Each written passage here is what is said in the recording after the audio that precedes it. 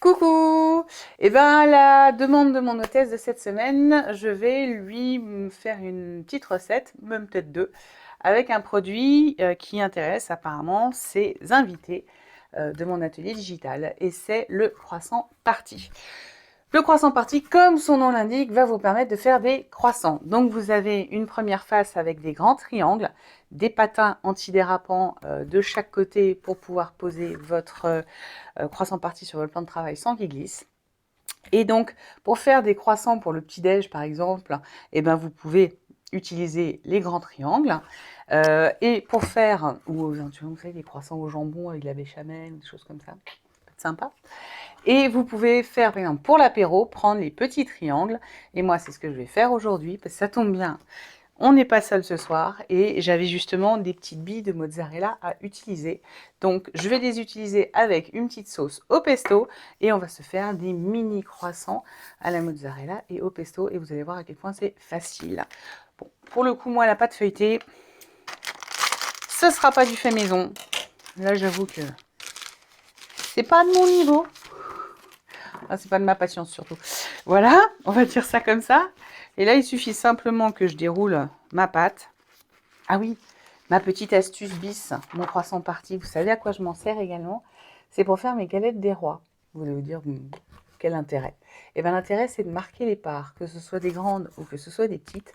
Je vais poser ma première pâte dessus, je vais la garnir, je vais poser la deuxième dessus, mais surtout, je vais bien faire attention à poser ma fève au milieu d'une alvéole. Et du coup, quand j'aurai fini de sceller ma galette, que je la retourne, je vais avoir mes parts de galettes des rois qui vont être formées, qui vont être comme une empreinte sur le dessus de ma galette. Et comme ça, je ne couperai plus jamais dans ma fève. Petite astuce, je suis sûre que vous aimez ce genre de petits usages détournés. Voilà, c'était l'astuce du jour. Alors, voici ma pâte feuilletée qui sort du frigo. Ne la laissez pas trop longtemps en dehors du frigo, qu'elle soit bien fraîche à manipuler, bien ferme surtout à manipuler, qu'elle ne soit pas trop mouillée. Donc là, je centre ma pâte par rapport à mon cercle. Donc soit vous êtes vraiment très méticuleux et vous prenez une pointe de couteau, un focus sur ma pâte, et vous allez bien cercler, découper avec votre couteau la part de tarte. Moi, j'en suis pas à ce point-là. Donc voilà. Et je me rends compte que j'ai oublié un produit intéressant. C'est mon rouleau. Parce que c'est ça qui va me permettre de pouvoir former mes pâtes. Alors, comme vous pouvez le constater, je peux le faire au doigt. Ça se fait très facilement au doigt. Mais j'aurais pu faire ça plus vite si j'avais eu mon rouleau à pâtisserie sous la main. Je vais aller le chercher si je sais où il est. Tic, tic, tic. Normalement, il se cache ici même. Hop. J'ai essayé de ne pas tout faire tomber. Il n'est pas très loin, mon rouleau modulo. Et donc là, bon là ça glisse un peu parce que forcément je l'ai posé sur ma feuille à rebord. Et là, vous voyez, pas besoin du petit... je vais d'ailleurs l'enlever parce que j'ai sorti ma grille du four. C'est bien, pour poser ma feuille à rebord et pour pas que ma grille soit chaude, mais ça m'embête. Hop, on va la remettre ici. Ça au moins ici, ça bougera plus. Vous voyez, les patins font vraiment leur boulot. Et vous voyez, avec le rouleau modulo, je fais tout le tour. Bon, je termine toujours avec les doigts, moi, parce que je trouve que c'est une meilleure finition. Je pense que c'est pour ça que j'y ai pas pensé tout de suite. Mais ce qui est top, c'est que vous voyez, maintenant que j'ai marqué, eh ben, je vais en pouvoir enlever mon surplus de pâte tout autour, parce que ça l'a coupé grâce à mon rouleau. Et si, comme pour moi, vous avez quelques petits morceaux de pâte récastrifants, ben, vous voyez, hop, on prend nos petits couteaux et on se laisse guider par la forme. Hop. Et voilà. c'est déjà quasiment découpé. Il y a juste quelques petits endroits où la pâte est un peu plus épaisse. Et voilà, on a notre rond de pâte. Voilà, vous le voyez le mieux, qui est complètement marqué. Et nos petits... alors, je repasse vraiment mon doigt partout, là. Pour que mes triangles soient bien découpés et que je puisse les rouler sans problème après. Et on va aller au téléphone de Stère. Et maintenant, je vais simplement poser... Non, je vais d'abord mettre mon pesto. J'ai ma petite cuillère qui doit être quelque part. Je l'avais il y a 2 secondes, la voilà. Donc, vous êtes de toute façon fourni avec votre... La fille très très douée en voulant faire le focus qui a coupé la vidéo, donc je continue. Donc votre croissant parti est toujours fourni avec la petite cuillère qui va bien, qui va vous permettre de doser exactement ce qu'il faut grâce à la quantité, ou de presser un petit peu. C'est exactement la même cuillère que pour les ravioles parties. Donc voilà, vous avez alors moi j'en mets pas de trop parce que le pesto c'est quand même assez fort, donc j'en mets vraiment pas plus que... Alors par contre j'en ai qu'une seule, je crois. Et non, j'ai celle de l'ancien, enfin celle de mes ravioles en l'occurrence. Donc là, j'étale vraiment une petite dose.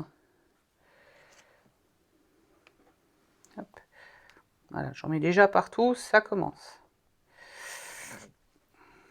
Parce que c'est quand même fort le pesto, donc si on commence à en mettre de trop, je vais peut-être faire même la moitié pesto et l'autre moitié avec la sauce tomate, histoire de varier un petit peu.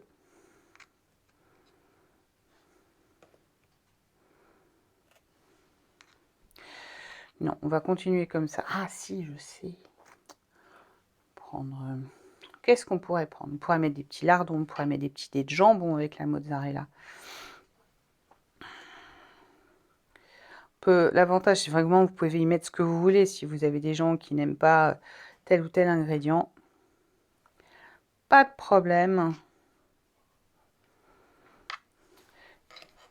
Je vais aller voir ce que j'ai dans le frigo et je reviens tout de suite. Vous voyez à quel point je suis en impro total avec vous. Hein. Donc effectivement, j'avais de la sauce tomate dans mon frigo. Donc je vais alterner. Je vais en faire également avec un peu de sauce tomate. Histoire de varier les goûts. Donc là, ça vous fait quand même 16 petits croissants en une seule cuisson. Alors, c'est de l'impro, hein. Quand je vous dis c'est de l'impro total, c'est que je vous avoue que là, même là, au moment où je vous parle, je ne sais même pas combien de temps ça va mettre à cuire. Donc, bah, je vous le dirai à la sortie du four, comme ça arrive très régulièrement. Et hop. Et maintenant, je vais simplement y venir y mettre mes petites boules de mozza.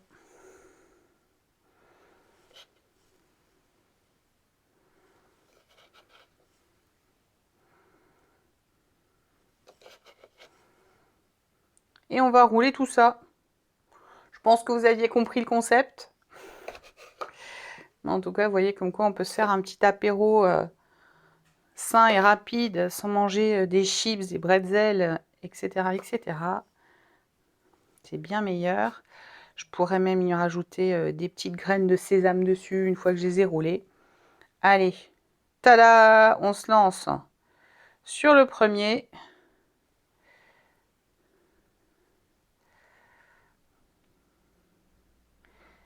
Et voilà. Mon petit croissant est prêt avec ma petite sauce. Ça va couler en plus. Je me régale d'avance. En fait, je salive d'avance rien qu'à l'idée de les goûter. Donc évidemment, je vais tous les rouler et je vous retrouve tout de suite après. Ça y est, j'ai fini mes petits croissants comme vous pouvez le constater. J'ai battu un œuf dans mon petit ramequin et à l'aide de mon pinceau silicone, et ben, je vais venir les badigeonner. Alors si vous ne connaissez pas notre pinceau silicone, sachez que bon là, avec le petit ramequin, ça va être compliqué, mais il est doté d'un petit crochet où vous pouvez du coup poser, accrocher en fait votre pinceau sans que ça ne goûte partout, sans que vous ne sachiez pas où le poser ni quoi que ce soit. Et du coup, ça goûte à l'intérieur du récipient que vous utilisez. Il est également rétractable, je vous montrerai quand j'aurai fini. C'est-à-dire que vous pouvez rentrer les petits picots en silicone à l'intérieur et du coup, ils prennent pas la saleté de votre tiroir ou de votre pot. Donc ça, c'est quand même... Et il peut s'enlever également pour passer au lave-vaisselle indépendamment. Donc le manche des petits picots en silicone qu'il y a au bout du pinceau.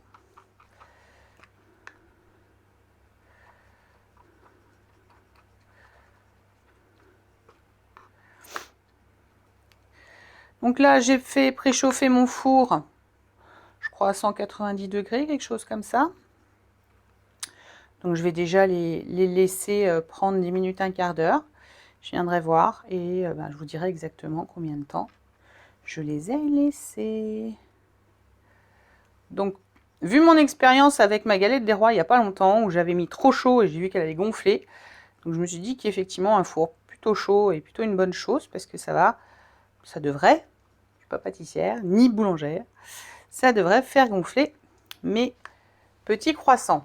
Vous voyez, comme je vous disais, alors je vais me mettre sur du blanc, comme ça vous voyez, hop, et je le retourne, et comme ça, je peux le poser sans en mettre partout.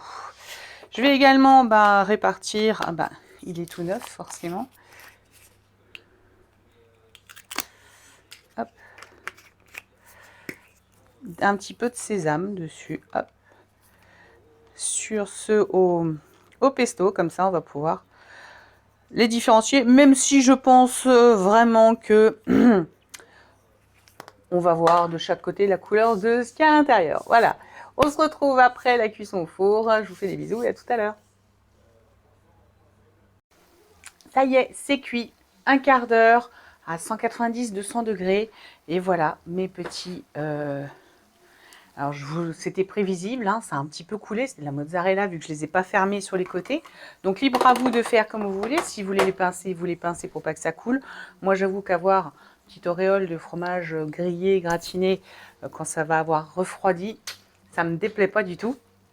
Donc, voilà, là, je vais vous faire une petite photo. Je vais vous la mettre en fin de vidéo et je vous mettrai une petite photo de mon assiette d'apéro tout à l'heure. Voilà, je vous souhaite un excellent appétit et vous pouvez faire la même chose avec une petite cuillère de Nutella et une petite noisette au milieu. Un régal. Allez, salut!